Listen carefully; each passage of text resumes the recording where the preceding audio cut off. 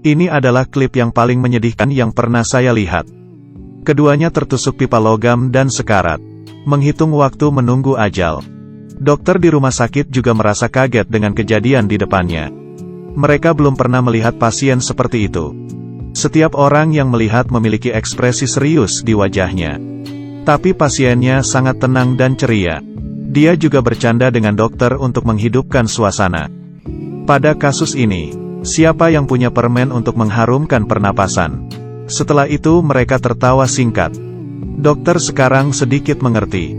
Melihat pipa baja di depannya, mereka tidak bisa berbuat ceroboh. Untuk memahami kondisi kedua orang tersebut, mereka akan melakukan foto toraks. Kondisi pasien sangat baik ketika dalam perjalanan. Kedua orang ini tidak saling mengenal. Kecelakaan ini membuat mereka bersama, seperti teman yang sudah lama mengenal, berbicara satu sama lain. Dokter masih mencemaskan kondisi mereka. Melihat berapa dalam pipa itu menusuk mereka. Perjalanan sangat mulus. Orang-orang ke pinggir saat mereka lewat. Hasil ronsen keluar. Tetapi hasilnya tidak begitu menyenangkan. Pipa di tubuh pria itu menembus aorta. Jika dipaksakan keluar, maka luka yang tertutup pipa juga akan mengalami kerusakan. Dan pendarahan akan membunuh mereka. Tetapi seorang dokter memiliki ide. Jika kita tidak mengeluarkan pipa, tapi hanya mengeluarkan tubuh seseorang dari sisi lain, memotong pipa dengan gergaji, jadi kita bisa menyelamatkan yang lain. Dokter di sebelahnya dengan cepat merespons. Yang mana yang harus dikeluarkan? Karena kita hanya memiliki satu kesempatan. Dan yang lainnya akan meninggal. Memang itulah yang akan kita lakukan. Jika kita mengeluarkan wanita itu, maka sang pria akan selamat. Wanita itu tidak tahu apa yang akan terjadi. Dia masih berbicara dan tertawa pada saat pemeriksaan. Dia tidak tahu kondisi fisiknya. Dokter meminta mereka untuk menggerakkan kaki. Kaki pria itu bisa digerakkan tapi sang wanita tidak bisa. Wanita itu bertanya apakah kaki saya bergerak. Dokter melihat jari kakinya, dan tidak enak berkata yang sebenarnya. Dia hanya bisa menjawab dengan senyum. Mereka mati rasa satu sama lain. Mereka yakin bisa melewati kesulitan ini. Melihat senyuman di wajahnya, dokter merasa iba, dan meninggalkan mereka. Setelah melihat hasil pemeriksaan, mereka akhirnya memutuskan untuk melepaskan wanita itu. Karena meskipun mereka mencoba yang terbaik, cedera wanita itu bukan sesuatu yang bisa diselamatkan oleh para dokter ini. Setelah selesai dengan perencanaan, para dokter datang ke ruangan mereka. Karena mereka tidak bisa menunda waktu. Resiko infeksi semakin besar.